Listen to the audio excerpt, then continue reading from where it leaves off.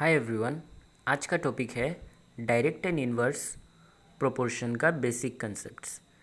देखो, ये topic important है from the point of view कि हमें रेशियो एंड प्रोपोर्शन को समझना है। उसके बाद हमें टाइम एंड वर्क को समझना है जिसमें इनवर्स प्रोपोर्शन का यूज़ होगा। आइए हम इस टॉपिक को समझते हैं। एक सिंपल एग्जांपल से समझने की कोशिश करेंगे। जब 10 मैंगोज़ का वेट होता है 1 kg, तो 20 मैंगोज़ का वेट कितना होगा? तो हम लोगों ने कैलकुलेट करके देखा कि 1 मैंगो का वेट 1/10 kg, तो 20 मैंगो का वेट 2 kg। यहाँ पे अगर आप ध्यान से देखेंगे तो जैसे जैसे मैं मैंगोज़ का क्वांटिटी को इंक्रीज़ कर रहा हूँ, 10 से 20 मैंगोज़ कर दिया ना, वैसे वैसे ही वेट 1 kg से 2 kg हो गया। तो ऐसे रिलेशन को क्या कहते हैं? डायरेक्ट रिलेशन या डायरेक्ट प्रोपोर्शन। बिकॉज यहाँ पे एक क्वांटिटी को जैसे ही मैं इंक्रीज़ कर रहा हूँ, दूसरा क्वांटिटी भी इंक्रीज़ हो रहा है ना। अभी हम लोग को ये पता करना है कि क्या ये क्वांटिटी सेम प्रोपोर्शन में इंक्रीज़ हो रहा है क्या। चलिए देखते हैं। देखो, 10 kg for 10 mangoes for 1 kg, तो इसका कोशेंट कितना आ रहा है? 10। कोशेंट मतलब डिवाइड करने पे आंसर कितना आ रहा है? 10। अब देखो, 20 मैंगोज़ 2 kg, तो डिवाइड करने पे आंसर कितना आ रहा है? 10 आ रहा है। यानी दोनों सेम अमाउंट से इंक्रीज़ हो रहे हैं, सेम प्रोपोर्शन में इंक्रीज़ हो रहे हैं, तो इसे हम लोग क्या कहेंगे? डायरेक्ट प्रोपोर्शन कहेंगे। मैथमेटिकली ये कहते हैं कि x/y का वैल्यू सेम आना चाहिए डायरेक्ट प्रोपोर्शन में। तो वही हम लोग देख रहे हैं। x मान लेते हैं 10 मैंगोज़, y मान लेते हैं 1 kg, तो इसका कोशेंट यानी आंसर कितना आया? 10। डिवाइड करने पे आंसर 10 आया। सेम 10 मैंगोज़ इंक्रीज़ होके 20 मैंगोज़ हो गया, 1 kg इंक्रीज़ होके 2 kg हो गया, तो डिवाइड करने पे आंसर कितना आ रहा है? 10। सेम कोशेंट ना, मतलब x/y का वैल्यू कितना आ रहा है? 10 आ रहा है दोनों केस में। तो ये क्या हो गया? डायरेक्ट प्रोपोर्शन में आ गए। इसी कंसेप्ट का थोड़ा और रिफाइनमेंट करते हैं। ये क्वेश्चन देखो, जहाँ पे x और y का वैल्यू डायरेक्ट प्रोपोर्शन में बोल रहा है, तो find the value of a, b and c। देखो, x के जितने भी वैल्यूज़ है वो सारे क्या है, और y के वैल्यूज़ जितने भी है वो यहाँ पे सारे। x और y के जितने भी वैल्यूज़ है सारे डायरेक्ट प्रोपोर्शन में है, ठीक है। यानी इसका मतलब क्या हुआ कि x और y का जो कोशेंट आएगा डिवाइड करने पे वो सेम आना चाहिए। तो हम लोगों ने डिवाइड करके देखा कि 13 आ रहा है सेम। तो अगर ये प्रोपोर्शन में, तो सारे वैल्यूज़ 13 13 होने चाहिए। तो देखो, यहाँ पे 4 13 से 52 हो रहा है, यहाँ पे a इंटू 13 65 होना चाहिए। तो a का वैल्यू कितना आएगा? 5। a इंटू 13 करने से 65 आ रहा है, तो a का वैल्यू 5। 5 13 से 65। उसी तरह b इंटू 13 करने से 78 आना चाहिए, तो हमें पता चला कि 6 13 से 78 होता है, तो b का वैल्यू 6। ईजी है ना। देखो, यहाँ पे 7 इंटू 13 करने से कुछ वैल्यू आना चाहिए, क्योंकि 13 ही तो कोशेंट है, कांस्टेंट है, तो 7 13 ज़ा 91, वो c का वैल्यू। बहुत ही ईजी है, बस ये पता करना है कि कोशेंट कितना आना चाहिए। जो वैल्यू दिया रहेगा उससे कोशेंट निकाल लो, फिर उसके बाद इंटू करके आंसर निकाल लो। Now let us move to inverse proportion. Inverse proportion ये डायरेक्ट प्रोपोर्शन से ज़्यादा इंटरेस्टिंग है, बिकॉज यहाँ पे जैसे जैसे एक क्वांटिटी बढ़ता है दूसरा क्वांटिटी घट जाता है।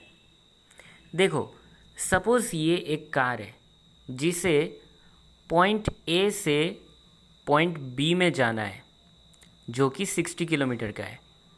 तो पहली बार ये कार 20 किलोमीटर पर आवर की स्पीड से जा रहा है। ऑब्वियसली इसको ज़्यादा समय लगेगा, तो उसने सोचा दूसरी बार मैं 30 किलोमीटर पर आवर की स्पीड से जाता हूँ।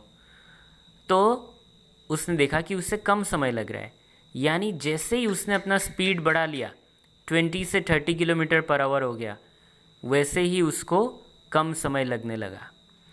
तो एक क्वेश्चन का भी आंसर देना, which speed will take less time?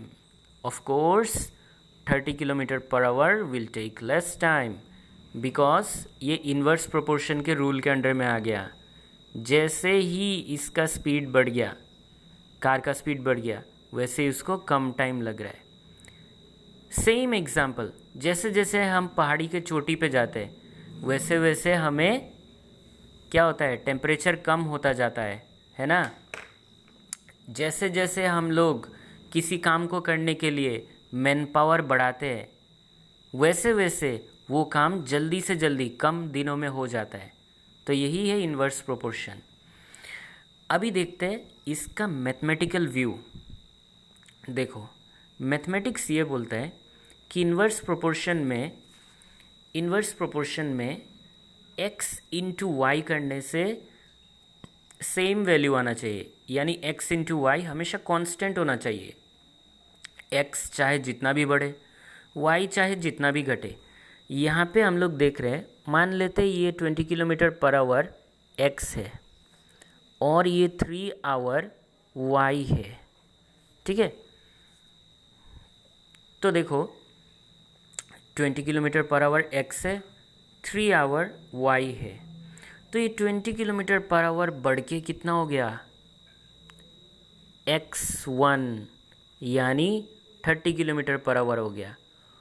और ये 3 आवर जो y था वो घट के कितना हो गया, 2 आवर हो गया, यानी y1 हो गया। तो यहाँ पे हम लोग देख रहे हैं कि चाहे स्पीड बढ़े टाइम घटे, इन दोनों का प्रोडक्ट 60 किलोमीटर हमेशा सेम आ रहा है, हमेशा सेम आ रहा है। चाहे हम लोग कितना भी मैन पावर ला ले, दिन तो कमेगा और दोनों का मल्टीप्लिकेशन सेम होगा। सपोज़ 20 मैन 3 दिन में एक काम को कर रहे हैं, तो 30 मैन 2 दिन में एक काम को करेंगे। दोनों का प्रोडक्ट कितना आ रहा है, सेम आ रहा है, ठीक है। तो इन्वर्स प्रोपोर्शन में प्रोडक्ट सेम रहता है, एक्स एंड वाई का प्रोडक्ट सेम रहेगा। इसी को ही कहते हैं इनडायरेक्ट प्रोपोर्शन। अभी इसका कॉन्सेप्ट का थोड़ा रिफाइनमेंट करते हैं। तो देख रहे हो यहाँ पे, if x and y are in inverse proportion then find the value of x1, x2, y1।